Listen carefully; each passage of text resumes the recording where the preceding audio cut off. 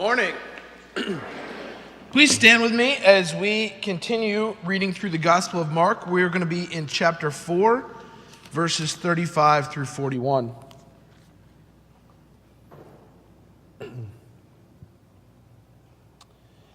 That day when evening came, he said to his disciples, "Let us go over to the other side." Leaving the crowd behind, they took him along just as he was in the boat. There were also other boats with him. A furious squall came up, and the waves broke over the boat so that it was nearly swamped. Jesus was in the stern, sleeping on a cushion. The disciples woke him and said to him, "Teacher, don't you care if we drown?" He got up, rebuked the wind, and said to the waves, "Quiet, be still." Then the wind died down, and it was completely calm. He said to his disciples, "Why are you so afraid? Do you still have no faith?" They were terrified and asked each other, "Who is this? Even the wind and the waves obey him." That ends the reading. Please be seated. Well, I thought that at this kind of point in this series, it'd be good for a little bit of a recap as we kind of kick off today. As you know, we've been going through the Gospel of Mark. It's very fast-paced. Right? It keeps going. It was written by a man named John Mark. He was a companion of Paul. He was also a companion of Peter's.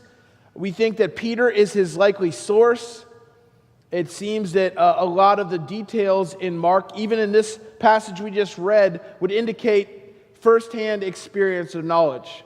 For example, the fact that he's pointing out there's several boats, that Jesus is sleeping on a cushion. Some of those details clearly indicate a firsthand experience.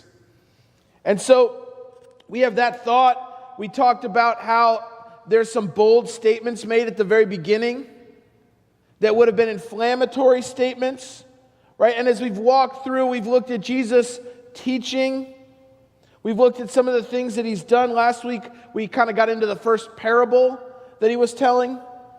And, it's just really fascinating that we're at this point in the story and the disciples still don't quite get it. A lot has gone on, but they still don't really recognize the presence of God is with them in a big and powerful and real way. So much so that they're afraid, they're surprised, and that's kind of where I want to pick up the story today. Remember the 3 questions from the first week. Actually, if anyone remembers them, I would be so impressed. Anyone remember them? Surely someone wrote them down, since I asked you to, and I'm your pastor. And I know everyone does exactly what the pastor says, right? No, the 3 questions were, number 1, are there any things in our life that we are putting before Jesus right now? Right, and we talked a little bit about that. Are there areas, and for all of us, that sort of happens as we go through life. And they're not necessarily bad things, but sometimes they're good things, and we allow our priorities to shift, and all of a sudden, before we know it, we care more about this than we do about Jesus. And then the second question that I said we should ask ourselves as we go through this is, am I really embracing and believing the gospel of grace? Am I believing that with all my heart, embracing this concept of grace, and grace? It keeps coming up in the Gospel of Mark again and again and again. And Mark wants to make sure that we're really embracing this. And then we learned a fancy Greek word, euangelion, which really meant the gospel. And we said, are we sharing this message of good news with others? And so today I kind of want to think a little bit about that first question. Because I think what's going on at this point is the disciples are very excited to be with Jesus. They're excited because all of a sudden he's gaining popularity. People are interested in what Jesus is doing. They're coming in droves to see him. And they're glad to be a part of it, but they still don't quite get it. They're sort of missing the point a little bit. They're just along for the ride. So as we dig in today, I want to talk about storms. Has anyone ever been out in a boat in a storm? Right? Maybe some of you boaters have. And this is typically what happens. I'll share a story for myself, but this is typically what happens. Me and my friend Jim Roberts, we were out fishing one day, and usually what happens is we used to do a lot of dolphin fishing, not flipper, mahi-mahi, right? And we're out, and what happens when you go mahi-mahi fishing, you go out and you really want to kind of look for something in the water. Something floating, a piece of wood, a tree branch, something floating, because underneath are bait fish. And then underneath those are the dolphin, right? And so a lot of times you have to go pretty far out to find something. And so this is one of those days. It was a nice summer day, and we get out there, and it's beautiful. It's just nice being out in the boat, but the ocean's way too clean. It's just too clean. All we see is beautiful blue water. And so we keep going, and we get about 15 miles offshore, and that's kind of where you no longer can see land, right? You don't see land anymore. You just see blue. It's just water all around you. But all of a sudden, we come up, and there's a luggage trunk. This is pay dirt, people. I'm not at all upset that someone's lost their luggage trunk. I'm happy that I've found it. And there are fish everywhere.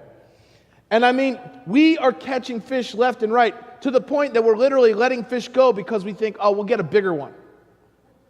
Because you're only allowed to get 10 mahi-mahi per person in the boat. So me and Jim and my imaginary friend Steve and his imaginary friend Bill are now fishing for mahi-mahi. Right? And we're catching so many. This is one of those amazing days fishing.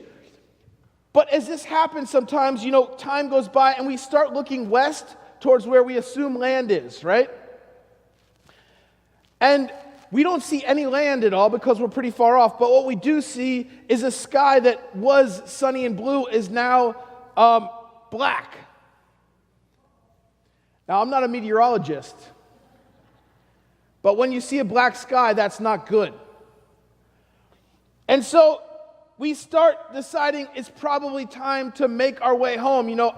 The boat that we have, it's great to be able to have a boat, but it's a little 21-foot aqua sport. It's not made for rough seas or storms or hurricanes or whatever this thing is to the west of us that we see. And so we start making our way in, and the seas get rougher, and so we don't get to, we're not moving as quickly as we'd like to. And it starts raining, and if you've ever been in a boat when it's raining, it doesn't feel good on your body. It stings. That's where you get stinging rain from Forrest Gump, right? And so we're trying to figure out, we get to where we can see land, and we aim towards Boca Inlet because that's where we want to go. But Boca Inlet looks like if we go there, we will most likely die. And there's a little bit of a lighter spot up towards Boynton Inlet. Now, anytime you go on Boynton Inlet, as you boaters know, you're risking your life anyways. But we think this is probably our best option, so we start going north and we head towards Boynton Inlet, and there looks like maybe there's a break in the clouds, and we're ignoring the water spout that's just beyond us. And we're going to make it. And I remember having all these emotions of, excitement that we just had this great day fishing, and we have all these mahi-mahi, and we, our imaginary friends had never caught so many before, and we're just so excited about this, but we're also a little bit terrified for our life. And I imagine that's a little bit of what's going on with the disciples here, because they're at a point where ministry is starting to go really well, right? Jesus told them they were going to stop being fishermen and tax collectors and all the other things that they were, and they were going to be fishers of men. And the fishing is good. Jesus is teaching. They're on the shores of the Sea of Galilee, right? Which, as we said earlier, is basically a lake. And there's so many people coming. It's like better than the trunk we found. There's people everywhere. So much so that they decide, hey, we can't even fit on shore with all these people. And so they get in a boat. And so Jesus is literally in a boat, in the water, 10 feet offshore, preaching to this crowd because there's just so many people there. So the fishing for men is going really well, and I can only imagine Peter and John and Andrew, they're like, look how good we're doing. This is awesome. They're everywhere. They're eating this up. And not only that, but as Jesus is teaching in parables, he's giving them this special behind-the-scenes look at what this actually means, because none of them are smart enough to figure it out. He's explaining it to them, and they're like, we're on the inside. We get the teaching and we're part of this inner circle. This is awesome. And things are going so well. They're having this great, awesome adventure. They've been with Jesus. He's done healings. He's done miracles. Everything's going awesome. And he's kind of wrapped it up for the day, and he says, hey, let's go over to the other side of this lake. Remember, it's not that big, but back then the boats they had, it was most likely somewhere between 20 to 27 foot. It would have been a wooden boat. It would have had a sail. You know, they don't have twin 250s. They're not getting over there in about 10 minutes. It's going to take them a while to get to the other side of this lake. And the interesting thing about the Sea of Galilee is it's actually 682 feet below sea level. It's really low. And the way it's situated, it's got some mountains and it's got a valley, and basically weather channels its way right into the Sea of Galilee. So you can be out there, it can be a beautiful, calm day, and before you know it, the weather can hit. And the seas get rough. And so I can only imagine what the disciples are thinking. Jesus has had this long day, he's teaching. And I can tell you, after preaching even 2 or we used to do 3 sermons, oftentimes I love going down for a nap. And I'm assuming that's what Jesus is doing. He's got his post-sermon nap going in the boat. It starts out with a nice gentle rock. He's being rocked to sleep by the boat. And all of a sudden, the storm comes in. And the disciples, they were excited, but now they're terrified. They're like, what do we do? And so they wake up Jesus. And they're like, Jesus, don't you care if we drown? Don't you care about us? And he immediately calms the storm. And now, they don't say, yay, thanks, Jesus. Now we'll get there safely. What does it say? They're more terrified. They're more terrified than ever, because I think this is one of the points where they're starting to realize, oh my goodness, God is on our boat. He has power over the wind and the waves at the sound of his voice. And so when I read this passage, I get excited because from my own life experiences, it comes alive. But I also get excited because I think this is when the disciples they really never got it. I mean, we know that, right? Not until the very, very, very end.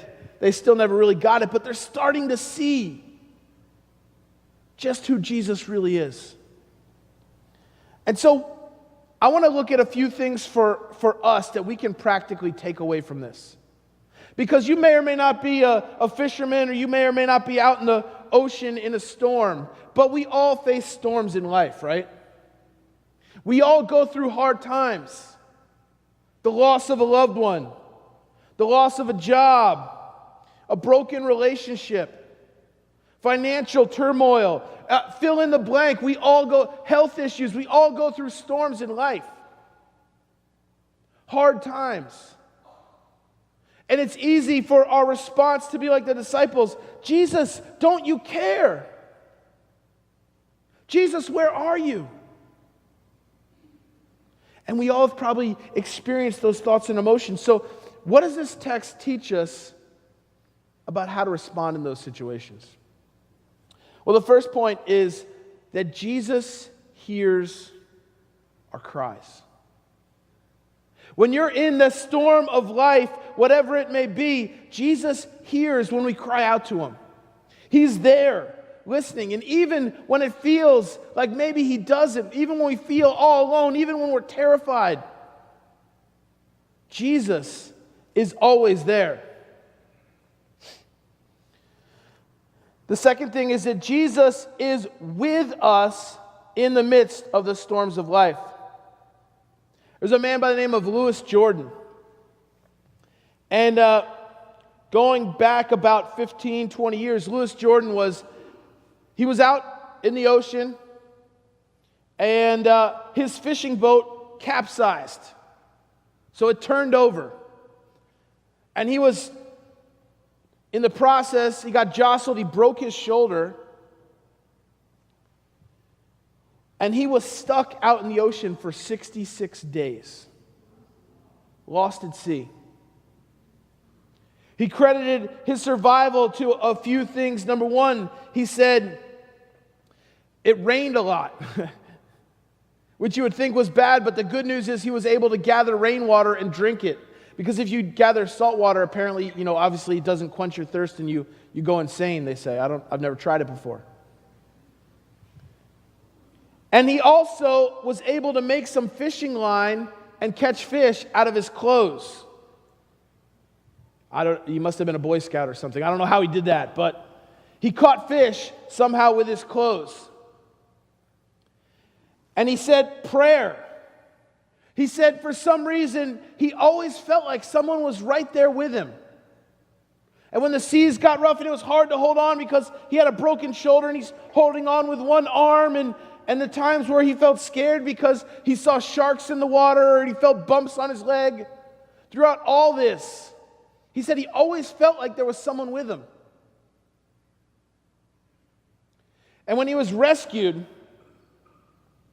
he was threadbare, he was sunburned, he didn't get enough fish, he had lost a lot of weight, and he was there and he was just dehydrated, but he was so happy and he felt this presence, and he as he was getting onto this ship that rescued him, he reached into his pocket.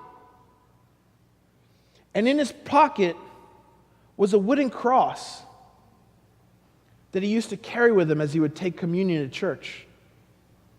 He had no idea how that wooden cross got there, because the reality is, the day he had gone out fishing was a Sunday. He had skipped church.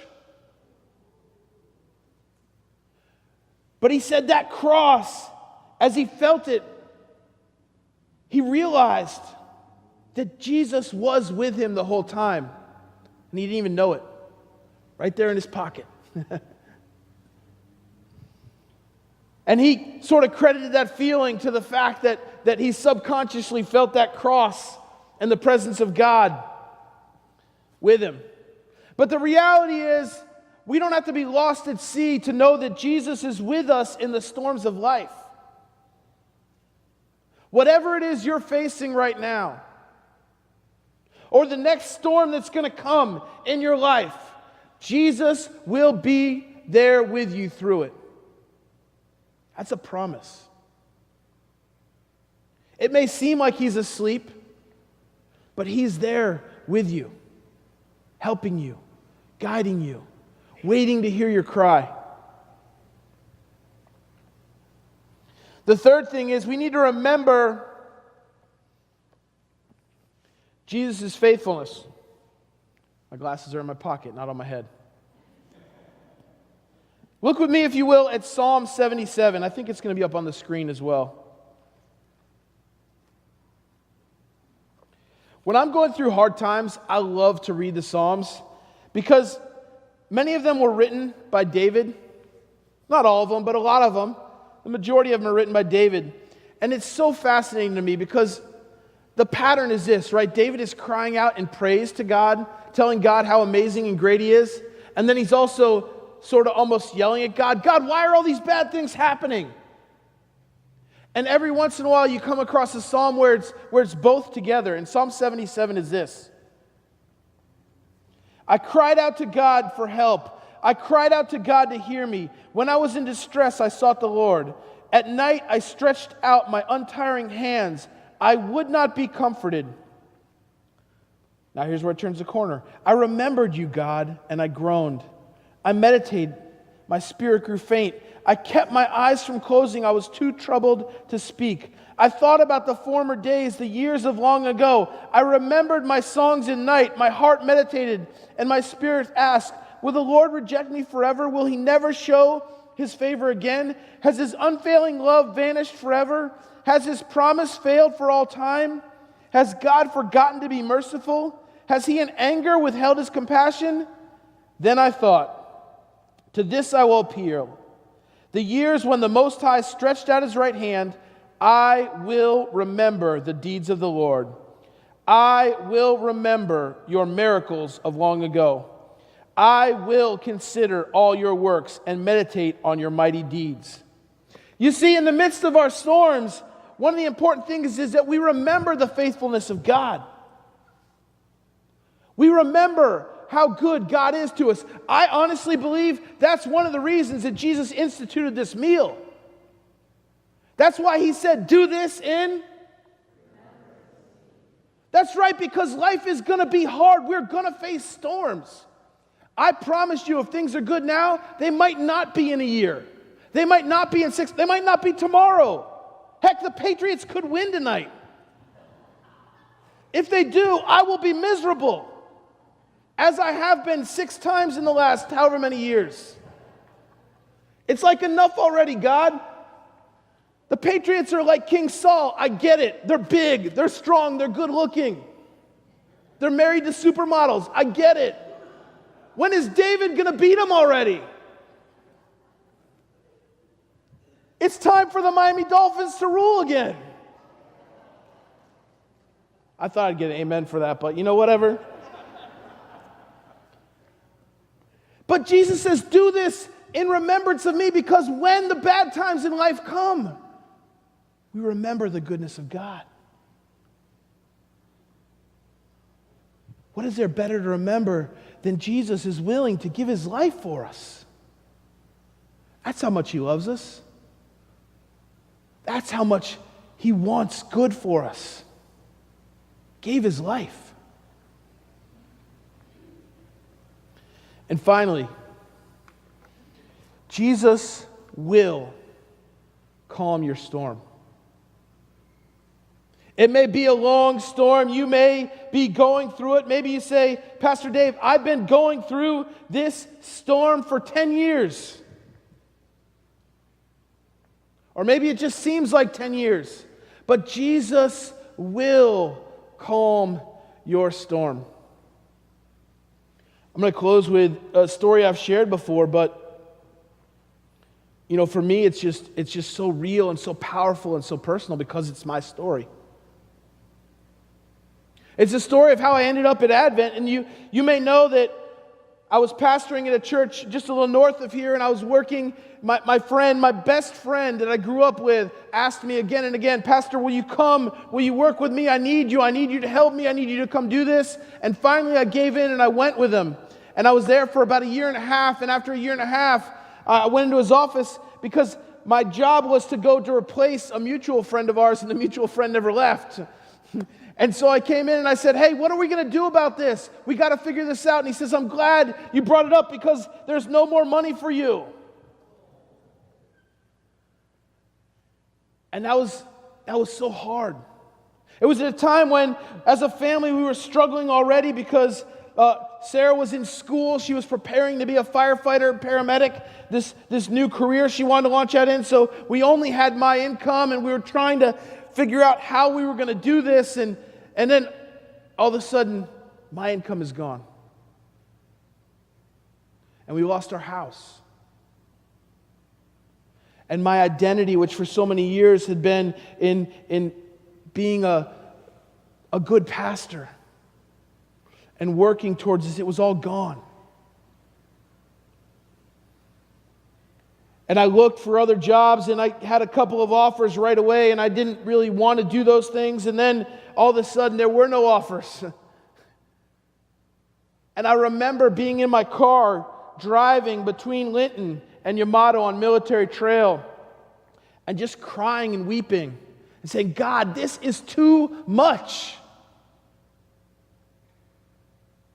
What do I have to do? I want to serve you with my life, and that's what I want to do. What do I have to do?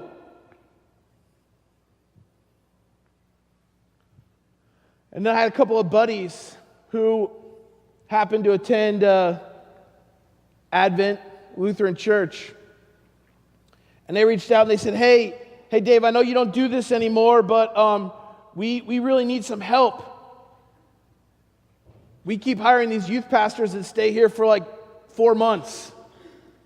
And we're having problems. Could you just kind of talk to our team and kind of help us figure this out? And Not even designed to be an interview or anything. It was really designed to be a conversation.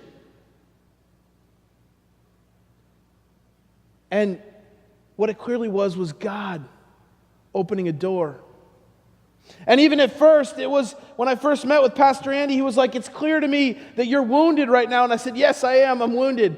And he's like, "Maybe this is a good transition for you. You can be here, you can right our ship, and maybe you'll be here for a year or so, and then you'll get the youth ministry on the right footing, and then God will lead you to what's next for you." Little did we know. And what a beautiful thing that has been. Not just for me and my family, but Advent has been a wonderful place for us. But the next thing you know, my parents moved down here, and they love Advent. And my grandfather loses his wife and needs a place to live, and he moves into Advent Square.